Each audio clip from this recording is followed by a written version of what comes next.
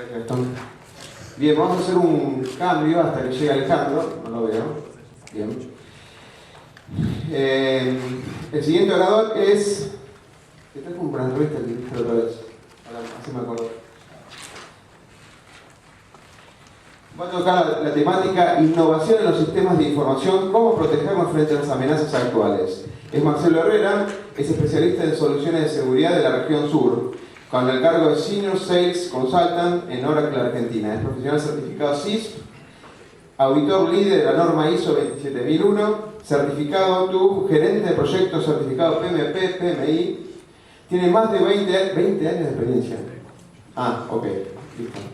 20 años de experiencia en la industria de TI, especializado en la administración de identidades y acceso, almacenamiento y protección de datos, business continuity, gobernabilidad, riesgo y cumplimiento de TI, plataformas, sistemas abiertos, herramientas de gestión de TI, y anteriormente trabajó en SEA y Bull. Bien, todo tuyo. ¿Es tiene el hambre o es? ¿Cómo te has jugado?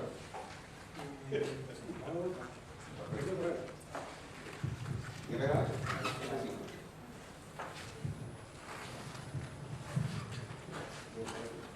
Buenos días.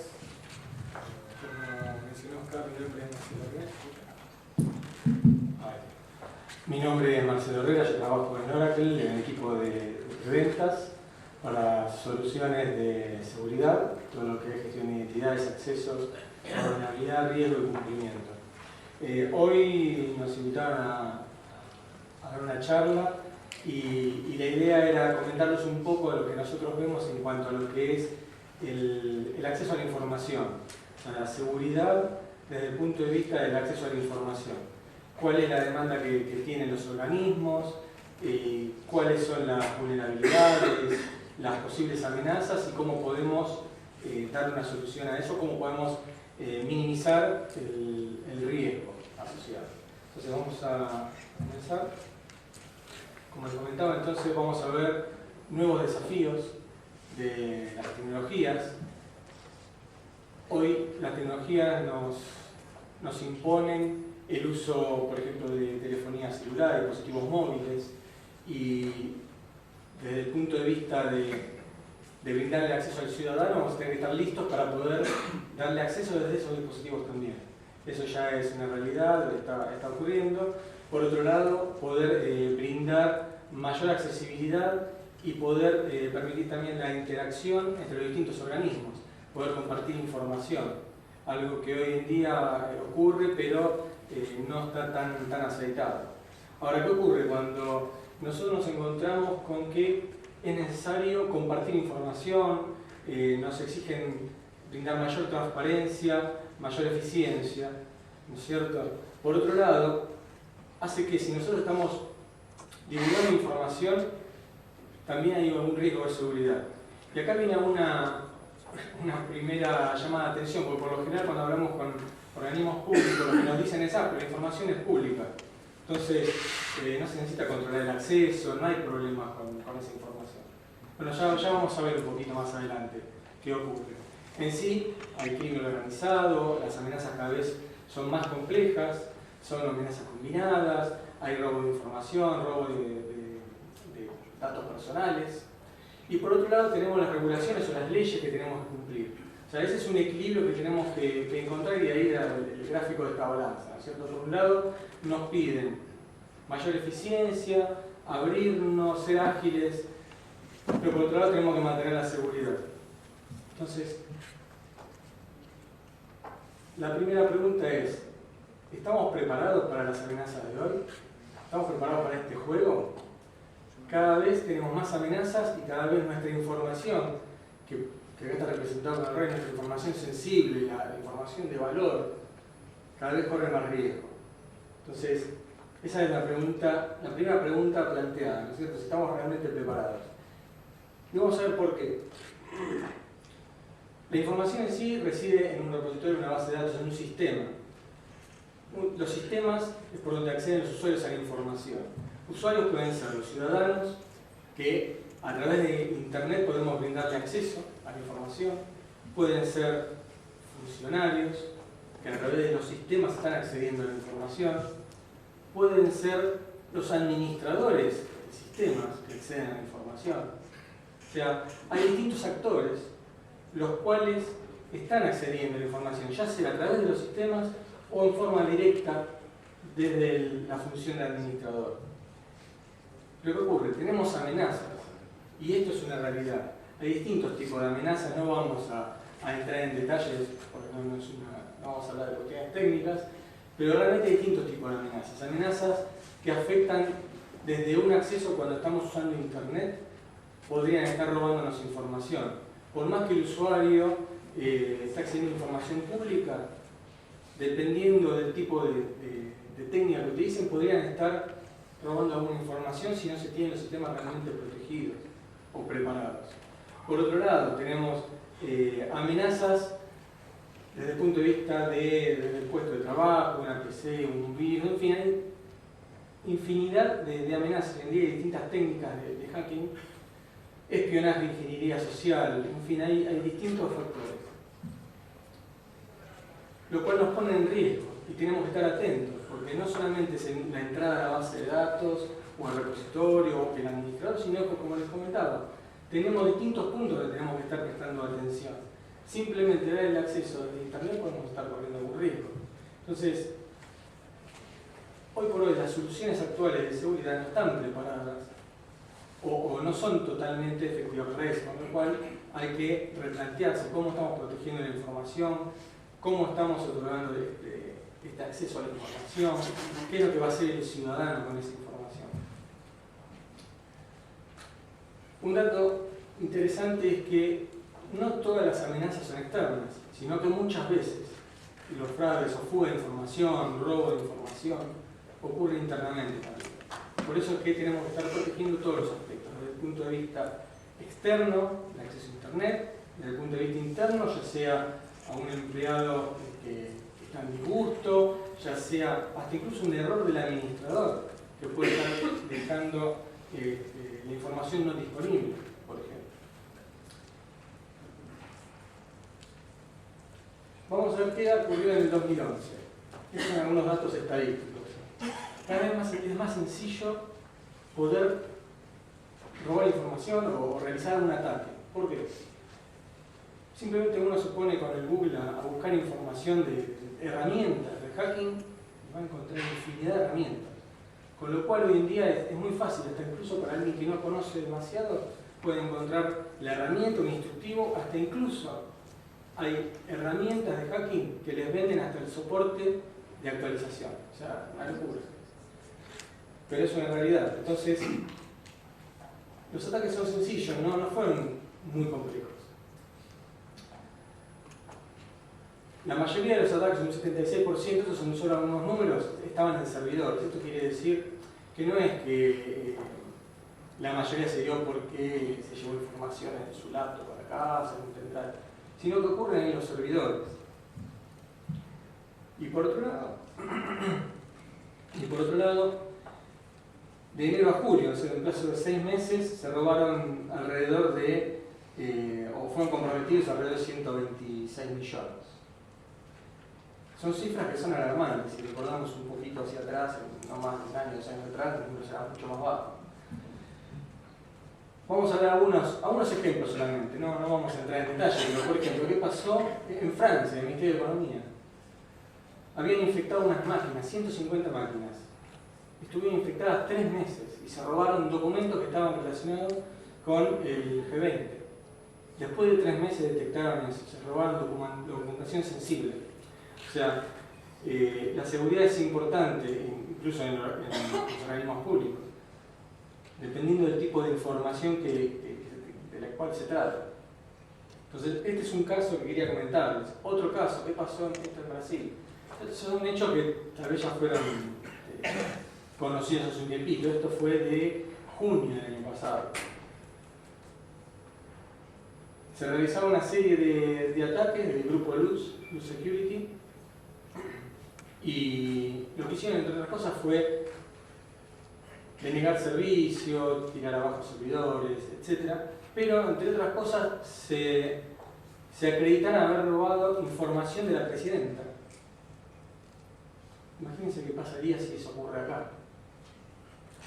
Entonces, son solamente algunos ejemplos. Esto ya es más reciente.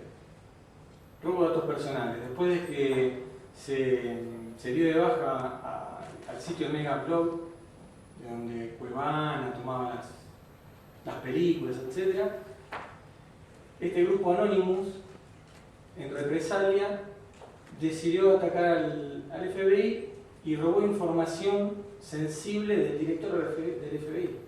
O sea, una locura, ¿no? Dice, el FBI debe estar bastante protegido. Hay muchas técnicas. El tema es, hay que estar atentos porque cada vez los ataques son más avanzados. Y en este caso lo que habían hecho es publicar información porque después publicaron información de dónde vive, el teléfono, datos de la esposa, hijos, etc. Y cada vez son más complejas. Y estos son algunos ejemplos, simplemente. Esto está en inglés, pero son herramientas de ataques remotos, como por ejemplo esteganografía es una técnica donde dentro de las imágenes pasa información. Esto es una foto, etc., se va la información. ¿Qué hacían con este ataque? Tenían máquinas infectadas y desde las fotos pasaban comandos para robar información. Una locura. Un avión. Este avioncito a control remoto pasa cerca de donde hay una red de internet y roba tráfico en internet. O roba la señal de celular. O simplemente bloquea el celular que esté cerca. Cosas locas. Pero simplemente comentarle como para que, no es para asustarlos tampoco, pero es una realidad, ¿no? Este otro personaje, este hacker llamado Cómodo, generó 500 certificados digitales falsos de, por ejemplo, Microsoft.com, la CIA.gov, en fin, y otros. Este ya más conocido, este es Stuxnet, es un ataque que lo que hacía es atacar sistemas de control que terminaba afectando físicamente a una central de procesamiento de petróleo enriquecido. Esto ya pasa a formar parte de lo que se llama ciberataque, gobierno contra gobierno, en fin. No vamos a entrar en detalle de eso. Vamos a una vuelta de página. Y vamos a ver qué ocurre con la seguridad pública, lo que nosotros vemos desde el punto de vista de la información. ¿Sí? Ocurre un desastre, una pandemia, un crimen, un acto terrorista, una frontera. Muchas veces esas informaciones se tratan en forma aislada. No tenemos información de un damnificado, o sea, no podemos conseguir información porque los sistemas a veces no están interconectados, o la información es inconsistente. Entonces, nosotros lo que vemos es, hay muchas agencias y lo que llaman muchos hilos de información. Entonces, hay distintos organismos, desde policías locales o nacionales, prisión, juicios, cortes correccionales. La idea de esto es un mismo ciudadano, la información de ese ciudadano, de esa persona, en cuántos sistemas están y la información, cómo se encuentra en la información, o por lo general vamos a encontrar que de repente el dato de la dirección de esa persona en una base tiene una dirección y en otra tiene otra.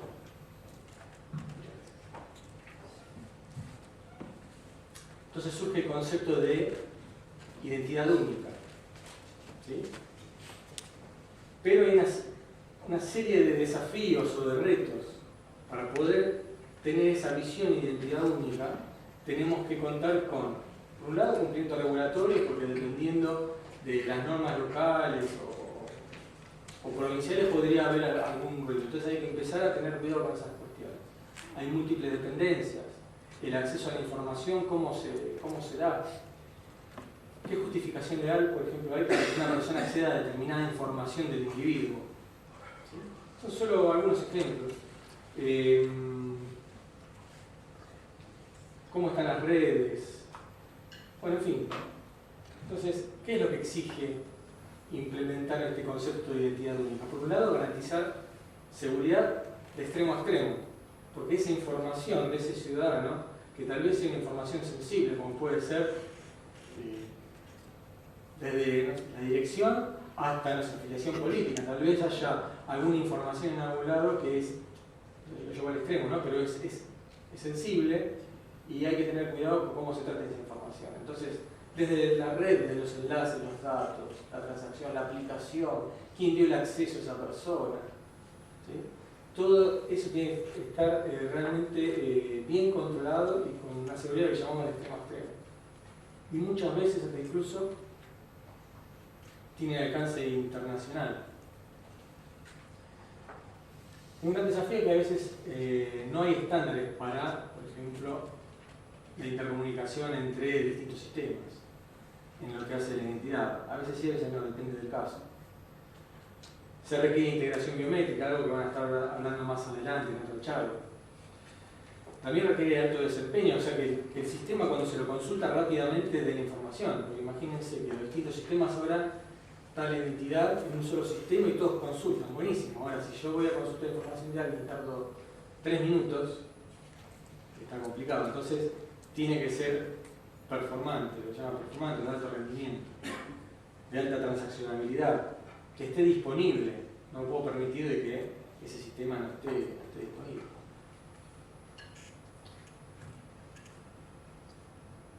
Otras necesidades que surgen también cuando hablamos de organismos interconectados es justamente una plataforma de servicios que ofrezca el intercambio de información. Y nuevamente, ¿cuáles son los desafíos que presenta esto? Justamente que las agencias, por ejemplo, a nivel mundial puedan compartir información en tiempo y forma, y acá podemos tener asociado actos de terrorismo, narcotráfico, poder hacer un seguimiento. Se pone ejemplo de, bueno, no sé, de septiembre, pero en fin, cualquier acto de terrorismo, corrupción, poder estar con esa información, poder compartir esa información según corresponda, según se den dentro del marco regulatorio de las leyes que respetan. Y para eso tenemos también una serie de exigencias. Y acá surge el concepto de gobernabilidad, o sea, poder tener la administración adecuada y poder tener los sistemas alineados para un objetivo. Para este objetivo de, por ejemplo, compartir la información. Poder estar otorgando los accesos adecuados. Que si alguien va a acceder a una información, se respete la cadena de aprobaciones, que eso quede auditado, porque seguramente van a haber auditorías que van a estar controlando eso, y eso tiene que estar disponible. Lo que se llama segregación de funciones, esto es que realmente acceda a la información quien tenga que acceder, y no que pueda acceder una persona que tenga acceso a todo un acceso puede haber información de todo el mundo, por ejemplo. Entonces, surge lo que nosotros llamamos un concepto de enfoque holístico, esto es, un enfoque abarcativo, que sea de seguridad extremo a extremo, como hemos mencionado, que esté basado en riesgo, que pueda determinar en función de la persona que está accediendo a la información qué nivel de riesgo tiene. ¿Es la persona quien dice ser? Y que las plataformas estén integradas, que puedan compartir esta información. Entonces, ¿cómo podemos fortalecer la seguridad? Desde el punto de vista de la información, lo presentamos aquí. Poder tener una plataforma que permita en forma centralizada gestionar políticas y la seguridad de los sistemas y de los datos. Consistentes en toda la organización e incluso poder estar controlando qué está pasando con la información que está viajando entre organismos, por ejemplo, si está autorizado o no la persona que está consultando esa información. Automatización de los accesos. Esto va más allá, más asociado a lo que es la eficiencia, poder otorgar los accesos en tiempo y forma, o remover un acceso, o bloquear un acceso si que no correspondía. Muchas veces cuando uno solicita un acceso, hay una cadena de aprobaciones que lleva incluso hasta días puede llevar. Entonces, poder automatizar procesos para poder responder en forma automática. Accesos que muchas veces ocurre que mismo los funcionarios dentro de la organización, como los ciudadanos pueden llegar a tener accesos a distintas aplicaciones, sistemas, y tienen distintas claves. Puede darse. Y eso hace que muchas veces las claves se olviden, O lo que es peor, lo van a tener en un papelito y eso queda ahí expuesto y viene alguien atrás y utiliza el sistema con su clave. Entonces, necesitamos mejorar esto, y más cuando estamos llevando la información hacia los ciudadanos, cuando estamos abriéndonos para que puedan acceder a los sistemas. Tenemos que implementar mecanismos más robustos de lo que se llama autenticación. Vos decís que sos Juan, está bien, con una contraseña, con una clave de acceso, alcanza, pero muchas veces no alcanza. Entonces hay que buscar sistemas más sofisticados. Ahí vimos, los ejemplos eran simplemente mostrar cómo hay infinitos, hoy en día hay muchísimos tipos de ataques por distintos lados a la organización. Y acá presentamos más desde el punto de vista de los sistemas de información. Poder definir realmente quién tiene que hacer tal actividad y no que un administrador tenga la posibilidad de acceder a toda la información. ¿Qué pasaría si, por ejemplo, yo separo del administrador, pero qué pasaría si la información que nosotros decíamos, sí, pero en los organismos públicos la información es pública, así que no hay problema? ¿Pero qué pasa si un hacker entra y altera la información que se está publicando? Y los datos estadísticos, los datos, en fin, cualquier tipo de dato que se considere público pasa a ser un dato falso. ¿Qué reproducción podría tener? O sea, entonces hay que proteger los accesos, más allá que la información sea pública, estamos corriendo cierto riesgo.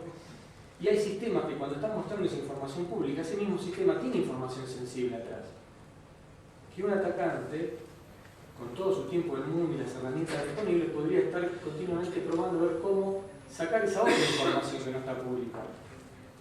Entonces, tenemos que contar con sistemas robustos de seguridad. Desde el punto de vista de la seguridad de los datos en sí, lo que se plantea o lo que se sugiere es lo que se llama una defensa en profundidad, por capas. Entonces, en los distintos niveles pueden estar protegiendo la información. Dentro del repositorio o base de datos, controlando el acceso, quién accede, monitoreándolo, alertando en el caso de que haya alguna operación inadecuada, y en forma externa incluso poner una primera barrera para que podamos estar filtrando ciertos tipos de ataques conocidos. Entonces, hay distintas técnicas o estrategias. Nosotros acá planteamos lo que nos parece lo más adecuado para proteger la información. Técnicas avanzadas de control de acceso, por ejemplo. Yo les comentaba recién, a veces no basta con solamente el usuario y contraseña. Entonces, muchas veces, tal vez algunos de ustedes en algún banco les hayan dado un aparatito, un token, una cajita chiquita. Eso es molesto. Imagínense repartir eso a los ciudadanos o a ciertos funcionarios que tengan que andar continuamente con eso en el bolsillo. Entonces, hay mecanismos por software que permiten, por ejemplo, hacer una trazabilidad de quién es el usuario, cómo venía comportándose el usuario, accedía siempre a este mismo dispositivo y ahora cambió. Bueno, hay que tener cuidado. Hagamos una pregunta y respuesta, por ejemplo, para ver si realmente él es él. ¿En qué horario accede? ¿Desde dónde accede? Y con toda esa información poder llevar un nivel de lo que se llama un scoring de riesgo, ¿sí? Ir midiendo el nivel de riesgo que tiene ese acceso. Y en función del nivel de riesgo que tiene, tomar alguna acción. Bueno, mira, ¿sabes qué? Que no consulten información o solamente mostrarle determinada información. O directamente bloquearlo o dejarlo pasar pero enviar una alerta, en fin, distintas técnicas, pero buscar la manera de reforzar la autenticación de los usuarios, el acceso a la información, sin impedirle el día a día, porque si no los ciudadanos lo van a ver como una molestia, es difícil, y no lo van a adoptar. Entonces, tratando de ser lo de menos impacto, implementar herramientas que permitan mejorar la seguridad. Y lograr lo que llamamos la seguridad de extremo a extremo, donde la información viaja desde lo más abajo de la infraestructura hacia los sistemas o aplicaciones, pero tener una visibilidad completa, lo que le llamamos gobernabilidad, donde tenemos la información de quién está accediendo a qué, quién otorgó esos accesos, poder implementar controles detectivos y preventivo. ¿Sí? Estar auditando y monitoreando qué es lo que está pasando en el sistema. O sea, ese es el enfoque de tener un sistema, una plataforma de seguridad robusta. Entonces, la idea hoy no era hablar de temas muy técnicos, tal vez fui algo técnico en algunos puntos, pero en definitiva, ¿qué es lo que tiene que tener una estrategia de seguridad, por lo menos desde el punto de vista de seguridad de información? Nos van a exigir agilidad, responder cada vez más rápido, ser flexibles, adaptarnos a las nuevas exigencias, van a aparecer nuevas aplicaciones, interconexión con otros organismos. Eso tiene que ser algo que sea rápido, ser eficiente, o sea, la inversión que se haga cada vez más tiene que tener su rédito, ya sea económico o por la inversión en sí, cuál es el valor que me está dando. Innovación, acompañar a las nuevas tecnologías, porque es una exigencia, acceder desde una BlackBerry, un iPhone, una tablet, bueno, eso ya es una realidad. O sea, cada vez más, si queremos que los ciudadanos interactúen con nuestro sistema, vamos a tener que abrirnos a esas nuevas tecnologías. Y por supuesto la parte de cumplimiento, ¿no? Siempre hay alguna ley, privacidad de datos, ley de información estadística, en fin, siempre hay alguna ley dando vueltas por ahí que tenemos que estar prestando atención. Tengo un par de ejemplos para comentarles. Uno es el caso del sistema de salud en Ontario, en Canadá. Lo que hicieron fue unificar el sistema de salud y lo que estaban buscando era poder otorgar acceso o proteger el acceso a información, tanto información sensible personal como información sensible a nivel de salud. ¿Sí? Si tienen una enfermedad, ese tipo de cosas, se considera información altamente crítica. Entonces estamos buscando un mecanismo que pueda asegurar o mejorar ese mecanismo de la autenticación, de asegurar que vos sos vos. Pero lo que no buscaban es eso que se llama ese token físico. Más en los médicos que muchas veces no se adaptan a ese tipo de tecnologías. Entonces buscaban algo que sea más simple de utilizar. La solución fue justamente una herramienta que otorga un mecanismo de verificación un poco más avanzado, como les comentaba antes, ¿no? Que valida primero la contraseña, dónde estás, te venís comportando como venías comportándote hace unos días, o cambiaste de ciudad, o hace 5 minutos estabas acá y ahora estás accediendo desde Tokio, algo raro hay. Entonces, ese tipo de cuestiones. Con eso pudieron suplantar, sin que, o sea, no es que es lo mismo que un token físico, pero accede y simplifica el acceso a los usuarios y mejoramos la seguridad. Y otro ejemplo que quería darles, o sea, dos ejemplos, uno de acceso, el otro de esto de la identidad única, la unificación. En Colombia, en el Ministerio de Transporte, hicimos un proyecto que fue la consolidación de información de lo que es el tráfico, licencias de conducir, conductores, y tenían un desafío muy grande. Tenían la información dispersas en más de 1000 entidades. Lo que estaban buscando es centralizar esa información y poder empezar a definir políticas comunes o consistentes. La solución fue justamente un proyecto de identidad única. Cuando hablamos de identidad, puede ser la identidad de la persona, pero también podría ser la identidad de un automotor, la identidad de, en fin, sí, una identidad única. En este caso son personas y automotores. Entonces poder dar ese seguimiento, son 7 millones de vehículos, 11 millones de conductores. ¿Sí? Bueno, utilizaron tecnología sola, pero más allá de eso es el concepto, ¿sí? Esto de empezar a unificar. Ganaron muchísimo con eso.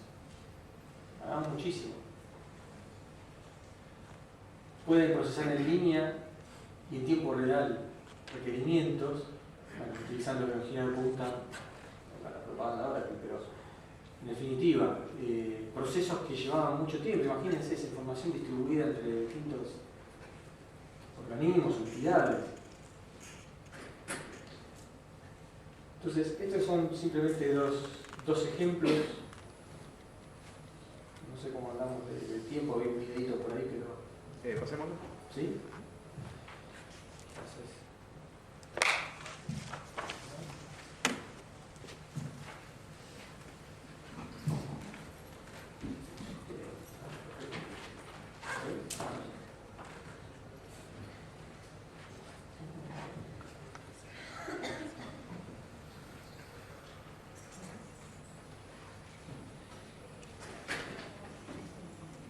Es relacionado a este último caso que les comenté.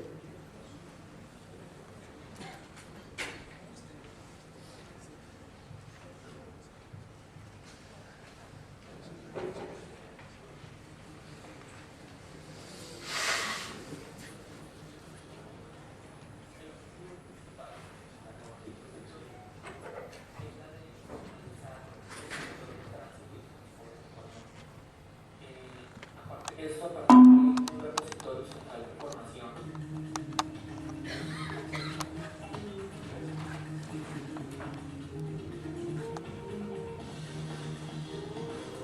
El objetivo principal del proyecto ROS es la de formalizar el sector de tránsito y transporte en Colombia. Esto a partir de un repositorio central de información que fue creado a partir de información que se encontraba dispersa en alrededor de 1000 entidades en toda Colombia. Se obtienen beneficios para el sector, tales como la centralización de la creación de políticas relacionadas con el tránsito y transporte en Colombia, todo el tema de análisis de datos para planear mejor y mejorar el desarrollo del sector en Colombia.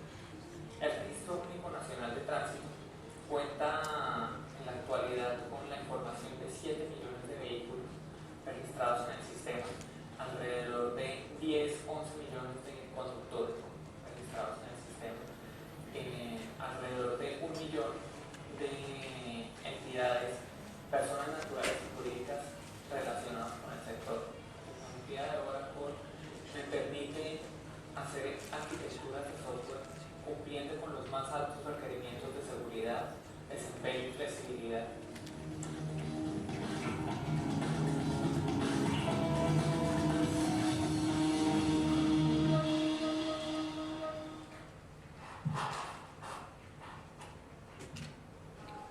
Bueno, simplemente nos contó el caso.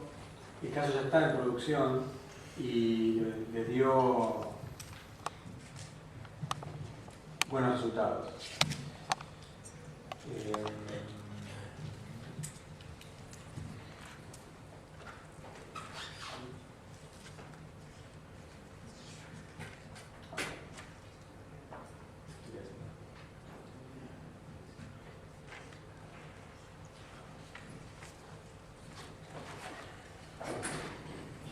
Bueno, entonces, como para ir cerrando, algunos temas para tener en cuenta.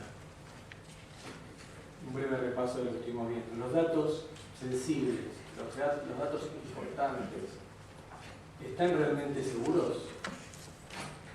Hoy en día podemos defendernos de estos ataques modernos de lo que estuvimos conversando un ratito antes.